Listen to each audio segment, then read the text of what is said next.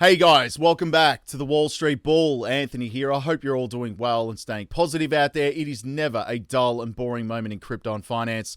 That is why I love doing daily market updates. Now today, ladies and gentlemen, we're going to be talking about Ripple and XRP making big moves in Dubai. $billion industry right here, which is awesome. There is a FUD article coming out that apparently Ripple sold an ICO, which is absolute BS anyway. That's just not true, as opposed to Ethereum, which did sell an ICO. We'll get into that in a minute. Obviously, you've got the ex-Ripple developer here urging El Salvador to switch to XRP. You've got the CTO, David Schwartz, calling the founder of XLM, Jed McCaleb, a crazy fool. We have the next crypto surge right here. Raoul Pal, ex-Goldman Sachs manager right here, is putting out some pretty incredible predictions. So we'll go through all of that. You've got whales accumulating Pepe, which is just nuts. Anyway, Goldman Sachs, Microsoft coming together to make their own blockchain, which is interesting. Litecoin is actually surging in transaction volume, which is really nice as well. And then there is also a very interesting interview with John E. Deaton, I must add, with Paul Grewal from Coinbase. So the lawyers are meeting up and talking here. We'll get to that in a moment. But anyway, let's get into all the juicy stuff. Massive shout out and thank you to every single one of you who have subscribed to the channel. I really appreciate it. Thank you very much. If you are new, make sure you smash the subscribe button down there and turn on that little bell notification as well, because as you can see right here, I absolutely love documenting my journey with investing, with cryptos, dividend stocks, growth stocks, talking about passive income, building financial freedom, and of course, my goal at the end of the day is to build generational wealth. So come along this incredible journey. Things are about to get wild in this space. Also, if you can give this video a thumbs up, watch it straight through, it would really help me push this channel out to a lot more people, because the YouTube algorithm is absolute magic when you find, ladies and gentlemen, do that. All right, so give it a good thumbs up down there. It doesn't cost you anything. Thank you very much. You guys absolutely rock. Also, little disclaimer, I am not a financial advisor. Please do your own research and due diligence with this stuff. I do not want to see anyone get financially hurt. That is why my number one golden rule is I only invest what I can afford to lose. And yes, we don't like to lose. You can lose money like that in the blink of an eye in crypto. So please be careful out there. Do your own research and due diligence. This video is for educational and entertainment purposes only. Right, ladies and gentlemen, the formalities are out of the way. And yes, I'm wearing a suit today because I had a real estate conference, which was very interesting, but that's for another day. But anyway, I'm feeling like Brad Garlinghouse, to be quite honest with you. Now, a bit of a throwback to Ethereum. And this was basically in 2014. Now, there was a FUD article coming out against Ripple, I should say, saying they sold an ICO, which is not true. Whereas Ethereum did actually sell an ICO right here, and it was actually 31 cents USD for one Ethereum. 2014, look at that. And they actually raised $16 million, whereas Ripple didn't actually do that. They had a lot of venture capital funding before even creating the project, and one of them was obviously SBI and like big institutions as well. Bank of England, I believe, off the top of my head.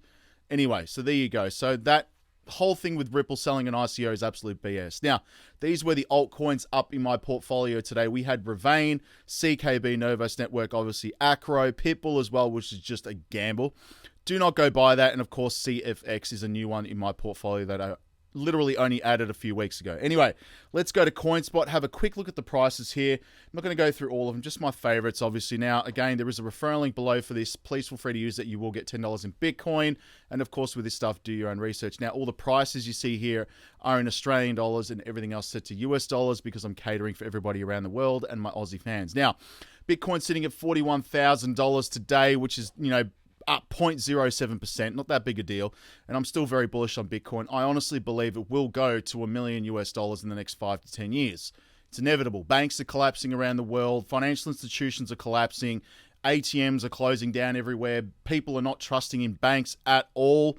So they're going to be self-custody, holding your own crypto assets. We don't need banks anymore. That's why I absolutely love crypto. Now, Ethereum's at $2,795. Would have been nice to buy it back in 2014 for 31 cents, don't you think? Anyway, XRP, again, still incredibly undervalued at 64 cents. We've got Solana at $31 today, which is nice. Litecoin is up slightly, 0.5% here to $120. This is a new addition in my portfolio, mind you. Chainlink's at $9 as well. XLM is at 13 cents. I still like XLM and Stellar. whatever beef David Schwartz has got with Jed McCaleb, I don't know, don't really care. ICP's at $7 as well. Hedera's at 8 cents. We've got VeChain at 2 cents as well. Again, supply chain logistics moving to blockchain is going to be enormous, and VeChain's been at the front of all of this industry. Unbelievable. Quant is up 1.47% to 161. ALGO's at 25 cents, sorry guys, moving down. Theta $1.37. We have Chili's down 6 to 16 cents as well, and I am looking on my other screen at the moment here for my trading, my crypto bots, which are in the Patreon linked below. Still up 370% on that. Can't complain about that. Pepe is well down 2%. Now, I am trading this in the Patreon as well.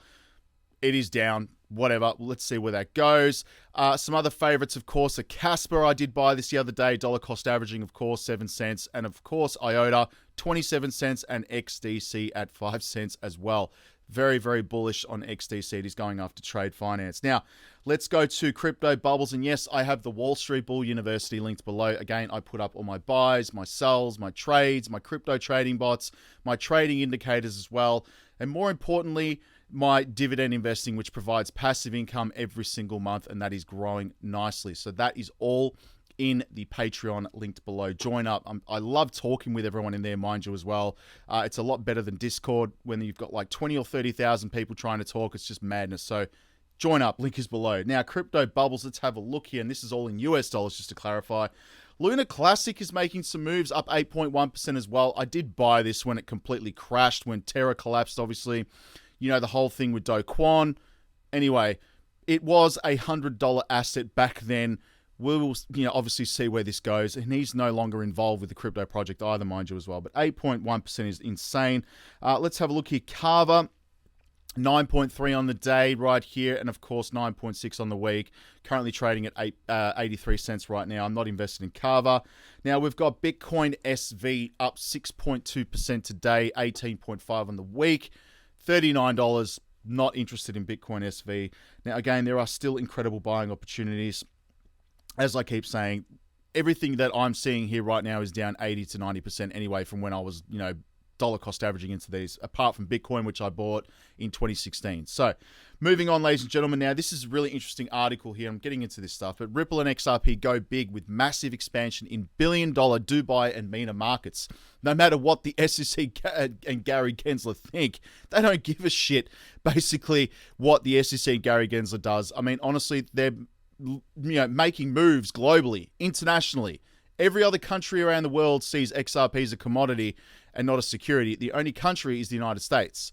And that's because of Gary Gensler and the SEC, who are a bunch of idiots, to be quite honest with you. Anyway, despite the concerns raised by the United States Securities and Exchange Commission and its chairman, Gary Gensler, Ripple Labs has continued to push forward with its global expansion plans. In fact, the company has recently announced a massive push into the billion-dollar Dubai and Middle East and North Africa right here, MENA markets, signaling its determination to succeed as a foremost blockchain payments firm.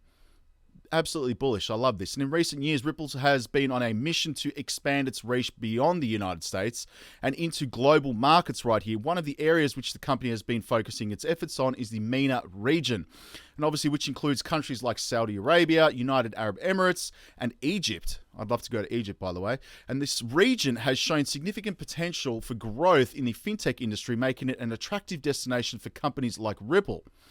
Brad Garlinghouse knows what he's doing, and so does Chris Larsen and David Schwartz. And as shared by the firm's CEO, Brad Garlinghouse, during the Dubai FinTech Summit, Ripple will now open a new office in Dubai, which I, could see happening a long time ago, but International Financial Center, where it plans to host the 7th edition of its annual customers conference in November. I would love to attend that, by the way. And obviously, interestingly, 20% of Ripple's customers are from the MENA region, which boasts a clearer regulatory framework for the industry compared to the US counterpart, which Garlinghouse says is stuck in terms of regulation. Because of Gary Gensler, they need to get rid of him. Moving on, let's have a look here. Now, this is a FUD article. Ripple did not conduct an ICO, and that is true. You can actually go and search this up for yourself. And XRP, nor does it control UNLs on the XRP ledger. Anyway, Crypto Area, again, a prominent media personality, Go follow her on Twitter as well, by the way. A member of the XRP community has come up with to debunk published claims that Ripple conducted an ICO, initial coin offering. And obviously with XRP, Erie's remarks came as a response to a report by Protos right here. The media company claimed that Ripple controls most of the UNLs on the XRP ledger was also debunked. Notably, the Protos article right here alleges that Ripple conducted one of the world's earliest initial coin offerings, and this is the same claim with which the SEC charged Ripple and its executives back in December 2020. Echoing Ripple's earlier response, Erie clarified that the company never carried out an ICO. And that is actually true. Do not believe this BS. What I don't understand is why, Gary Gensler's gone after Ripple when he should be going after Ethereum. Now, go and have a look at ICO drops as well. This is the Ethereum ICO launch back in 2014. You could buy Ethereum, as you can see right here, for 31 cents. 31 cents. It is currently 2,700 Australian dollars. What's that roughly? Oh, let's just have a look here. I've got my screen. Let's have a look what it's at the moment. $1,838. Anyway, a lot of people made money off this ICO. But anyway, they should be going after Ethereum. Why are they not doing that? Anyway, I think there's been a lot of side deals going on there with the SEC and Ethereum, ETHgate. Moving on. Now we've got the ex-director urges El Salvador obviously to switch to XRP, which is really nice as well. And in recent days, the Bitcoin network has experienced a surge in demand. Of course it has, fueled by the growing popularity of BRC20 tokens. Obviously, inscriptions and ordinals right here, commonly known as NFTs. And this has resulted in a boost of revenue for miners, and as the average commission paid per block reached its peak. There's a massive backlog, by the way, of Bitcoin on Binance. I believe it was like 420,000 transactions. Nuts. However, this surge in demand has also led to higher fees for Bitcoin users, as journalist Mark Romero right here recently observed during a cash withdrawal in El Salvador, one individual was charged $20 in fees for withdrawing $100, a significant cost in the country where the average salary is $300 to $350. Wow. And this is a prominent Romero. This has prompted Romero to caution against enabling gambling and on non-fungible tokens, NFTs, or meme coins, emphasizing that the real-world impact is high fees, obviously. And Matt Hamilton, again, comes out, and former director and developer of relationship at Ripple, suggested that using technology that is better suited for this purpose, such as XRP and the XRP ledger, obviously is going to save a lot of fees. And he urges that he argues that getting upset about the limitations of Bitcoin and its widespread use does not help anyone. And again, XRP is like, the fees are so low, it's incredible. And it just makes you think that banks and institutions aren't going to want to save fees? Of course they are. That's why I'm so bullish on it. Anyway, we've got the CTO calling the XLM founder, Jed McCaleb, a crazy fool holding a live grenade. And CTO's controversial tweet about Stellar's co-founder sparks reactions to XRP XLM rivalry, intensifies in the crypto community. In a recent development, the ongoing rivalry between Ripple and blockchain and Stellar Lumens, Chief Technology Officer David Schwartz has taken a swipe at Jed McCaleb. The battle. In a tweet that caused quite a stir in the crypto community, Schwartz warned the crypto enthusiasts to be wary of Jed McCaleb, stating that the XLM co-founder walks around with a live grenade without realizing it. And if Jed McCaleb throws a pin at you, run. Schwartz said right here, quoting in a video clip where a police officer what does it say here, guys? Anyway, ignited a live grenade while in a sedan car. Anyway, I don't want to look at that, but in the tweet, the latest shot fired the long-standing feud between XRP and XLM crypto communities. The tweet has sparked a lot of reactions on Twitter with nearly 200,000 engagements. He's going on a rampage, I say, David Schwartz. Anyway, moving on quickly, guys. We've got the former Goldman Sachs executive Raoul Pal, who I'm a very big fan of, by the way, offers an optimistic outlook for the trajectory right here of the cryptocurrency markets. And he anticipates that the crypto sector will rally out of its current bearish state faster than it did in 2019, which would be insane, expecting a considerable growth within the next half year. And again, as I said before, a lot of people are losing faith in banks and institutions. They're moving to cryptocurrencies. And again, it's a no-brainer in that aspect because, again, people can control their own assets instead of worrying about the banks seizing withdrawals and stopping everything. People are in control of their own money, and I think that's very bullish. Now, Whales accumulate millions of Pepe coin as trading volume shifts to Binance, which obviously just got launched on there, but larger market participants are buying up the meme coin even as prices dunk, suggesting another leg up might be on the card soon. Let me know in the comments below if you're actually buying it. I am trading it only. That is it. Now we've got Goldman Sachs as well, Microsoft, Moody's, others to join the new financial industry blockchain right here, which is interesting. And you've got Deloitte as well. And other institutions are partnering up in New York-based fintech company Digital Assets to launch the Canton Network. Interesting, a blockchain that aims to link institutions and financial assets and offer improved privacy and control at lower cost, which is really interesting as well. But the Canton Network aims to provide decentralization. Obviously, that means no one controls it, while maintaining regulatory compliance for governance and privacy, according to the press release as well. I'm going to keep an eye on this very closely because, you know, it's always interesting to see what companies are doing, obviously, and these massive corporations are doing anyway. But I mean, the technology, I should say, is already there. So I'm wondering who's behind all of that. Now, moving on, we have Litecoin transactions jump amid Bitcoin blockchain congestion and higher fees. And Litecoin saw 576,000 transactions on May 9th, while Bitcoin processed 598 transactions on the same day. And Litecoin obviously is surging at the moment because of the backlog with Bitcoin. And again, this is a new addition to my portfolio, but the daily number of new addresses created on Litecoin reached 677,000 on Tuesday. Obviously, more than Bitcoin's 350,000. The data showed Litecoin has outpaced Bitcoin for the creation of daily new addresses since Friday. And obviously, this comes as the Bitcoin blockchain obviously has suffered as a result of the BRC20 tokens right here, including those used for Ordinals protocol, and has led to higher Bitcoin transaction fees. Anyway, I'm very bullish on Litecoin. We'll see where that goes. Now, CryptoMeter.io, let's see where the money has been flowing in the last 24 hours. We've got Ethereum right here, Chiz, XRP, which is nice. That is big. We have Bitcoin, of course. We have Monero. That is always there. Algorand right here, and some other ones here. Chainlink, which again, I like Chainlink. Let's go to Twitter because I want to play this interview quickly, guys. And yes, I'm at the Wall Street Bull Oz. Go follow me on there. Thank you to those 4,514 people. You guys rock. And if you've come this far in the video, thank you very much. I'm giving this bull ring away when I hit 100,000 subs on YouTube. Now, this is a really awesome interview I want to play you guys. This is Johnny Deaton and Paul Grewal, obviously Chief Legal Officer for Coinbase. Have a listen to this interview. And then we see a case against Bittrex where the SEC says ALGO is also a security. And of course, there isn't a suspension of that. And so do you understand where, as an XRP holders, that they get frustrated or even angry that they're penalized? Not that anyone wants you to delist ALGO or suspend ALGO. Let me make that clear. I just don't know what's your thoughts on that, sir? No, I do understand that frustration. And look, I get it. People can be passionate about these issues, and the rhetoric can sometimes get heated. But I understand where folks are coming from, and I also can understand why it can feel like there's a double standard that's being applied in a variety of circumstances. The law evolves, circumstances evolve. As the chair himself likes to say, facts and circumstances constantly change. But I can understand where that frustration is.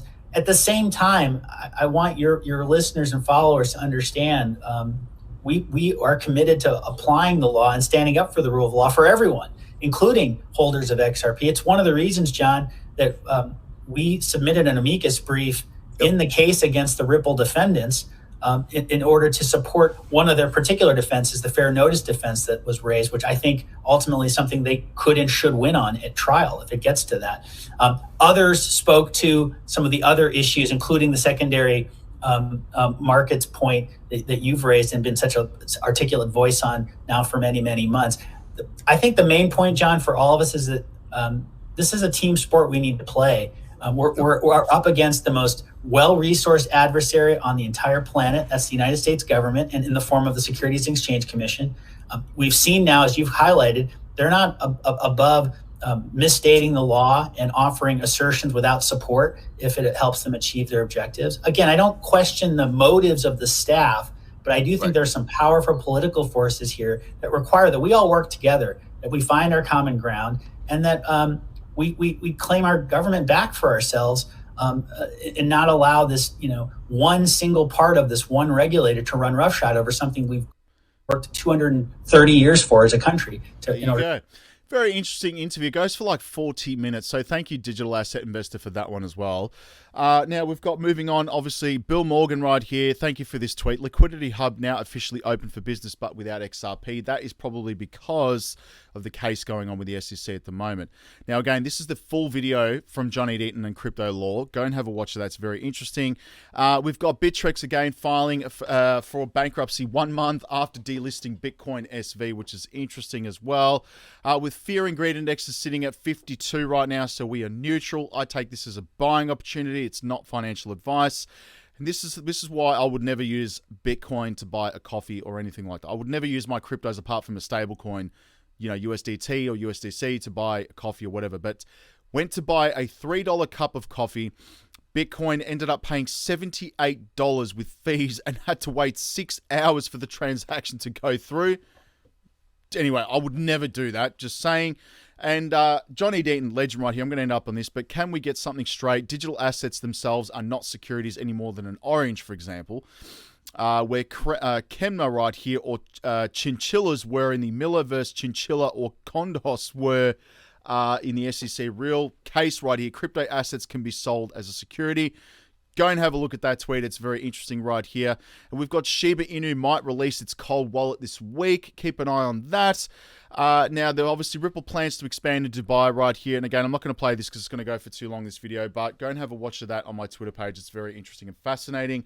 Quickly, let's go to the total market cap. We've got $1.1 trillion today. $30 billion in volume. It is quite low at the moment. When this starts getting up to the $100 billion and $150 billion, that's when you'll start to see things get a little bit crazy. And yes, 46% BTC dominance and 19% Ethereum. Very, very bullish, of course. Now, this is my portfolio. I put this up literally every single morning when I'm having my coffee.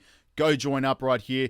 Obviously, the top gainers, Luna Classic, Luna, XYO, which is really nice as well. Where my main focus is, of course, is the banking coins, as you can see right here. And this is the ultimate list, in my opinion. It's not financial advice, but Ethereum and XRP, ADA, Quant, Casper, XDC, Nextra, any one of these I absolutely love, and I'm dollar cost averaging, slowly accumulating. But that is it, ladies and gentlemen. Thank you very much for sticking around. I will speak to everyone tomorrow. And yes, I'm not wearing a suit tomorrow, but anyway, just getting that Brad Garlinghouse vibe going on. Anyway, thank you very much. Make sure you join the Patreon links below. Follow me on social media, and I will speak to everyone tomorrow, all right? Stay safe, guys. Peace out. Bye.